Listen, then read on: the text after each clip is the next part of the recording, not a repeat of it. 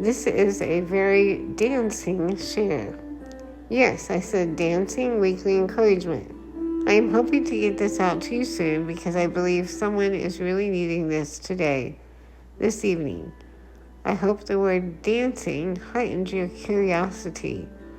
I am sharing a movie, something I'm not accustomed to sharing. However, I felt like this story spoke volumes, and I am grateful for the opportunity to share this movie edition weekly encouragement. Kind of fun to see Ad Asner in this movie too.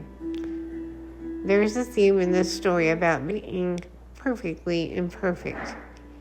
And it's also a story about dealing with great loss, something that many are all too familiar with right now. Many have experienced the loss of someone they loved deeply through this chaotic pandemic. What a global story to be a part of.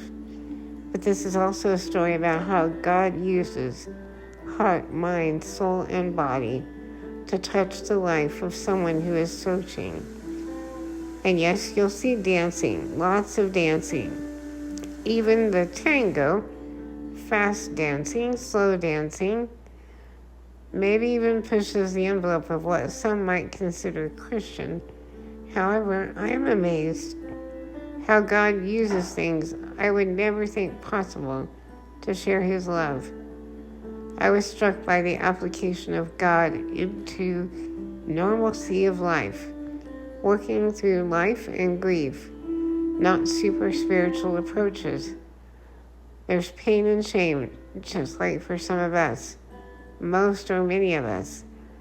I've had the sense lately that God is trying to open my eyes to recognize that He is an everyday God. I don't have to be perfect for God. In fact, there's a requirement to not be perfect. It is in this requirement that we find out more about who God is and who we are. Being perfect involves shame as we strive for what is unattainable. Because we are not perfect, and we shall feel shame for this. But we are called to love God with our heart, mind, soul, and body. I believe that God has been trying to open my eyes to see that there was a reason for the body. Jesus died on a cross. That's where His body was. And I believe it's because this was pointing to how we have come to idolize the body. He annihilated pain and shame because His body was on the cross. He had to go to the cross because He knew we, someday in the future, like today, we would idolize the body, and He gave everything to free us from this pain and shame. We come from all different types of places, yet God receives us, not limited by our story or physical state.